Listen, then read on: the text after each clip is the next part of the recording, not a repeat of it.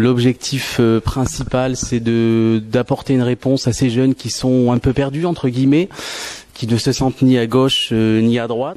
Le seul mot d'ordre, c'est de dire oui, nous serons là pour les prochaines échéances électorales 2014 et de dire à tous ces jeunes que ma principale motivation, après cette agréable nomination, c'est de dire oui, nous sommes là, nous sommes contre ce système bipolaire qui détruit notre système politique français, notamment dans cette période de crise très difficile. J'aimerais dire à tous ces jeunes puy-de-mois, venez, nous sommes là pour vous accueillir. Mon objectif pour ces 6 prochains mois, ça va être d'abord de rétablir le lien qui est nécessaire entre les fédérations locales de la région Auvergne et le mouvement national des jeunes démocrates, parce que ce lien est indispensable pour pouvoir se coordonner au niveau des actions politiques, au niveau des élections. C'est qu'on ne peut pas se passer du national, et même de ce national ne peut pas se passer du local et a besoin de nous pour pouvoir percer dans les élections plus importantes.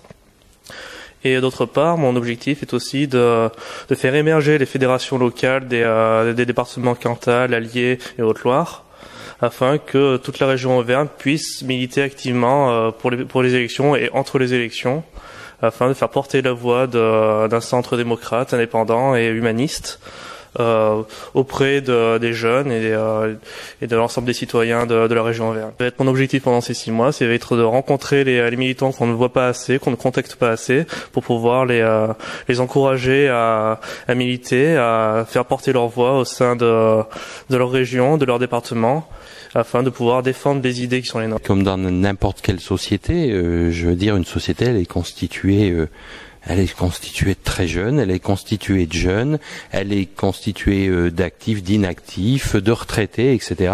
Et je crois qu'il est quand même important dans n'importe quelle organisation et un parti politique pareil, à ce que justement toutes les générations puissent être représentées. Et cette partie des jeunes ont sûrement une vision différente de voir les choses qu'ont pu l'avoir nos aînés, et ce qui n'est pas péjoratif, c'est quelque chose de totalement logique. Jeunes démocrates ne sont sûrement pas assez nombreux, et je crois que le rôle aujourd'hui, que ce soit de notre animateur régional ou de notre, je dirais, délégué départemental des jeunes, ça va être justement d'aller chercher tous ces jeunes qu'on voit entre chaque élection présidentielle, qui sont, on va dire, des jeunes sympathisants, mais qui n'osent pas s'engager, parce que c'est toujours compliqué pour quelqu'un de faire le pas de s'engager dans un parti politique.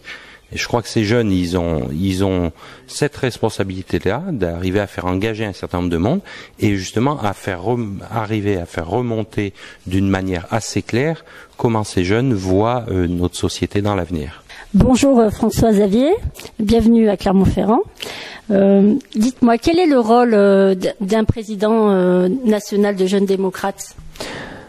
Le rôle est double. Il y a un rôle d'abord de manager de l'équipe du bureau national, où il travaille à définir le plan de travail et le mode d'organisation de ce bureau national, ainsi que ses différents cap de travail politique, son calendrier, et qui organise le travail. Il a aussi bien entendu un rôle qui est de définir un certain nombre de caps, ou du moins de proposer des caps ou des méthodes de réflexion, de concertation, de dialogue pour les définir, pour définir ces caps politiques. Et le deuxième rôle, c'est un rôle de porte-parole. C'est le porte-parole principal du mouvement des jeunes démocrates dans les médias nationaux et au sein du bureau exécutif du mouvement démocrate. C'est-à-dire qu'il est de droit membre des instances dirigeantes nationales du mouvement démocrate.